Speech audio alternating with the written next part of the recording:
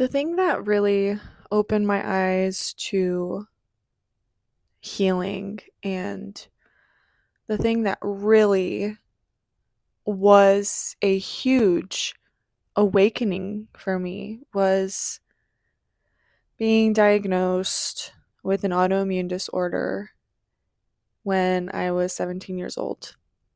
I am now 26 for reference. So it's been about 9 years since I was diagnosed. And it was incredibly eye opening for me eventually. At the time, it was the end of my world. If you've been following along, you know that I've struggled with mental health issues for most of my life, and it has not been easy. The mental health issues only made me feel less than everyone else. And then being diagnosed made that even worse. It made me isolate myself even more. It made me feel even more lonely. It made me feel more separated from the rest. I also needed a lot of alone time, and I prefer to be alone. I prefer to be in my own space. And whenever I was around other people, even at school growing up, it was overstimulating for me. It was too much for me to handle. And it just felt like I was always just surviving, just going through life, that I wasn't really living and being a kid, but that I was so worried about being perfect and putting this pressure on myself to be perfect because I wanted to make my parents proud. And a lot of that pressure ties into the fact that I am an immigrant and my parents are refugees and they ran away from a war. They were blessed enough to escape from war, and they came here to America and they built a life for themselves. They came here with nothing, just enough to get settled. And so, growing up, I always wanted to be perfect. I always needed to be good enough. And that was because I needed to make my parents proud. They have made so many sacrifices for me and my sister, and it was because they wanted us to have a better life than they did. And so I had to make them proud. I had to do everything I knew would make them proud. And I ignored everything that I wanted. And I focused on how to get from point A, which was where I was, to point B, to a place where they would be so proud of me, to a place where they would know that the sacrifices they made were worth it. And the only way I felt like I could do that was by being the perfect student in school, by being the perfect daughter and trying not to rattle things too much in the house, by being more reserved and dealing with the issues that I had by myself. And it's not that they wouldn't have helped me if I had told them about my problems. It's just that I didn't want to add on to the problems that they did have and the difficulty that they already had in life. I kept the anxiety, the depression, the pressure, the self hatred, I kept it all to myself. And I forced myself to suffer in silence. And even though I felt like I was drowning on the inside, I couldn't speak up about it because I didn't want to be a burden. They already had so much on their plate all the time that I didn't want to add to that. So I just pretended to be perfect until I was finally forced to ask for help when I was diagnosed with an autoimmune disorder. And I was 17, a junior in high school, and it came out of nowhere. It was like one day I was fine, and the next day I had all these symptoms, and it was so crazy. And I panicked. I went into full on panic mode because I was like, this can't be happening to me. I didn't understand how this could possibly be happening to me when I thought I was doing everything right. And it just felt like a huge punishment.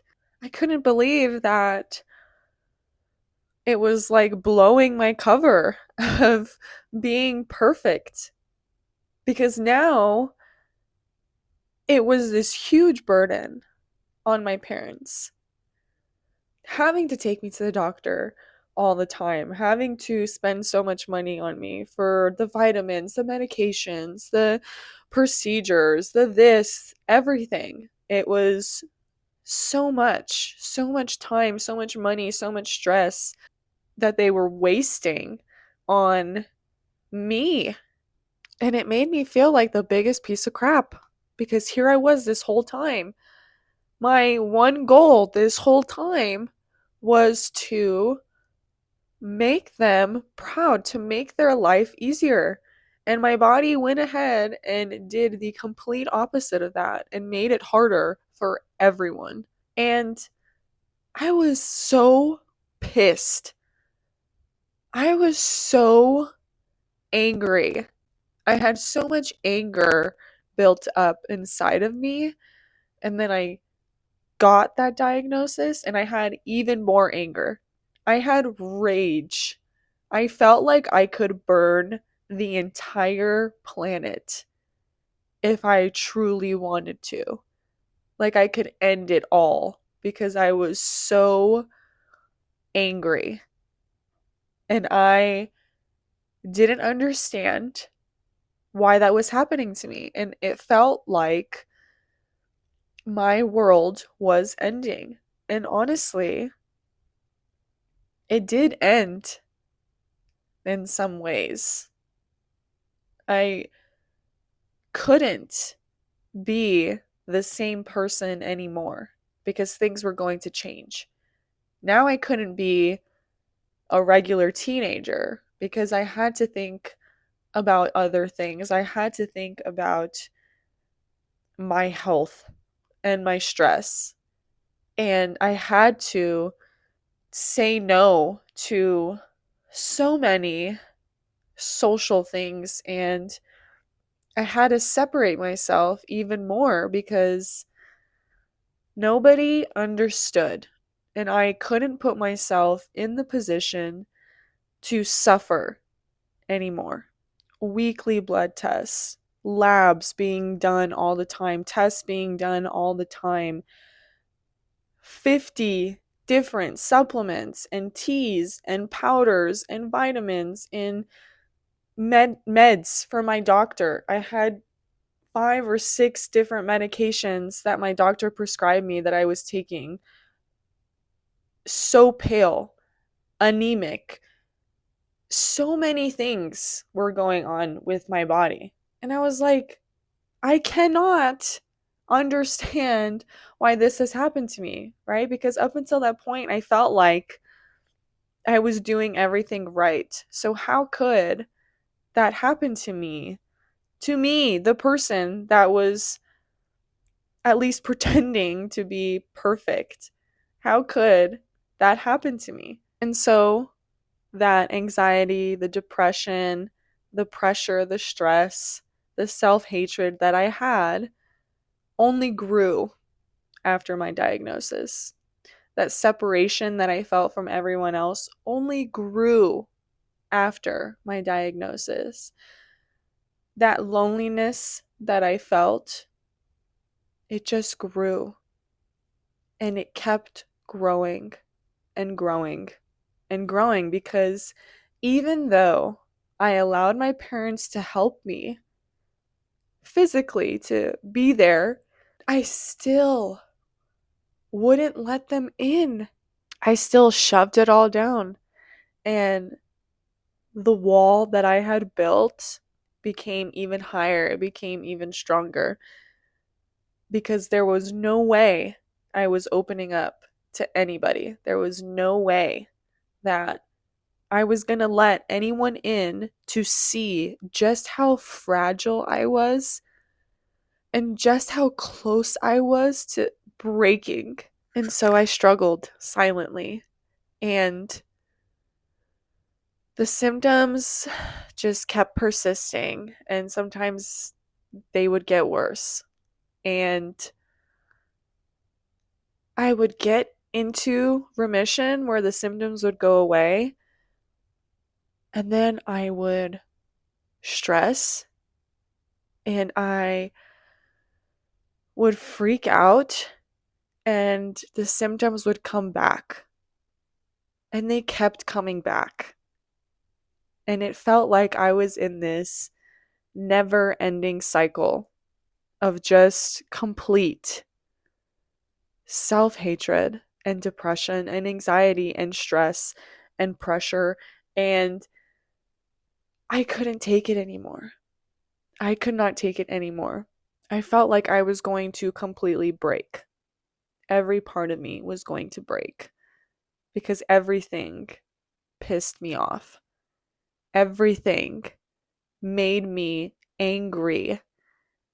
And I just kept shoving these things down. Just kept shoving it down because I couldn't open up. I couldn't share anything because I didn't want to be a burden to anyone else. And so I just kept suffering. The last major flare up that I've had, the worst flare up I've had ever in my entire life, and it lasted for 3 months.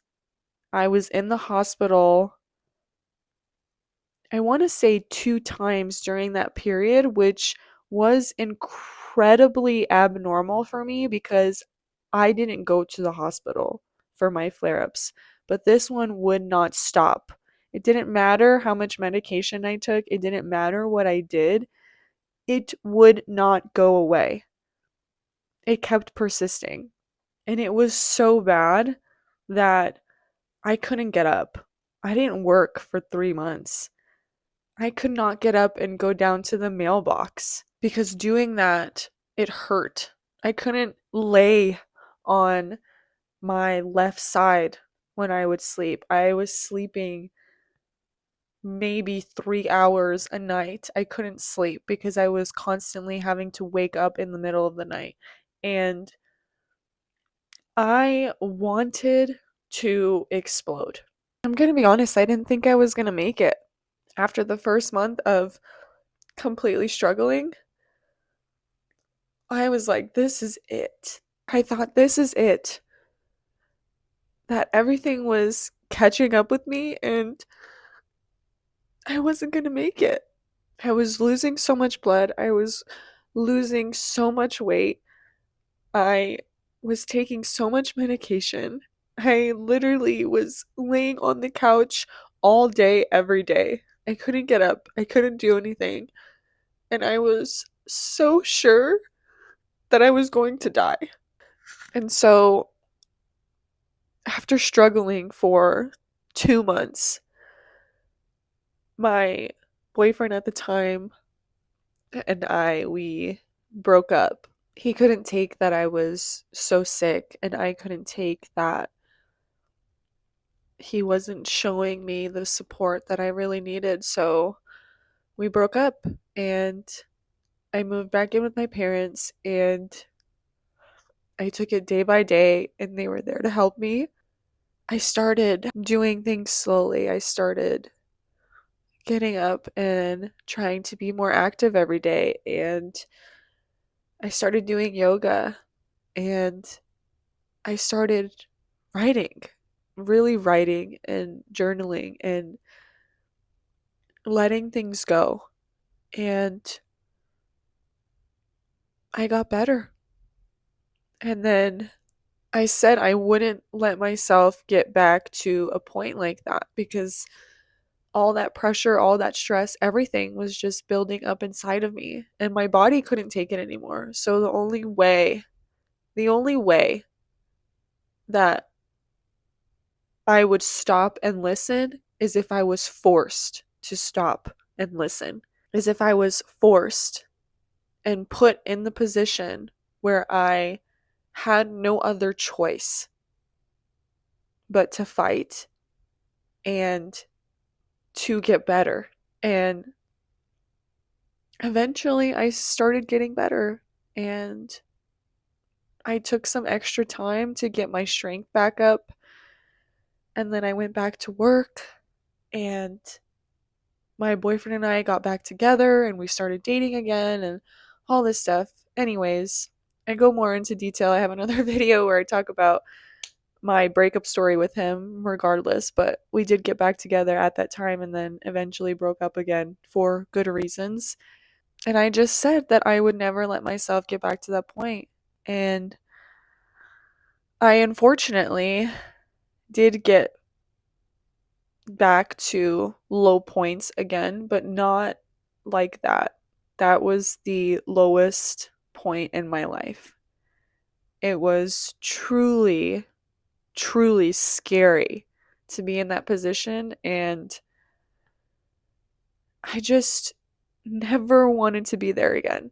That's how I am here right now because that whole situation, the whole diagnosis that I got was just the universe screaming at me to open up, to release and let go of everything that I was holding on to all the pain I was holding on to the depression, the anxiety.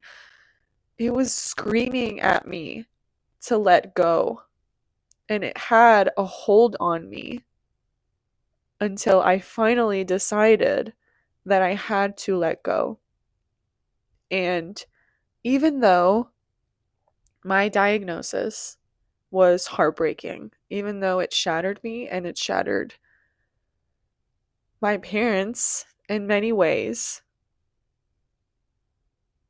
I am still grateful for getting the chance to learn the lesson and for getting the chance to get here and to survive it and to know that I am capable of surviving anything, even if that means losing people, even if that means losing a job, even if that means losing the old part of me.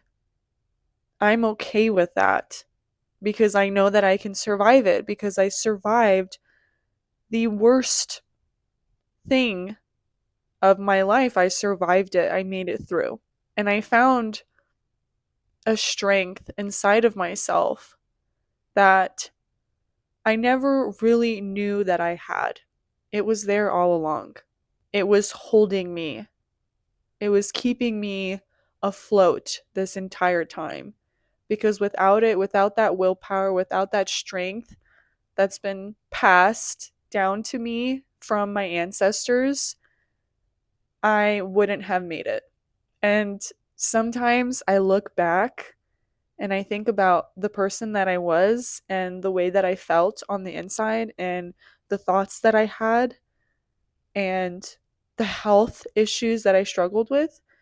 And I'm amazed that I'm here because there have been a few times where I thought I wasn't going to make it, where I thought that I was going to break and that I was finally just going to collapse in some way and that I wouldn't exist anymore.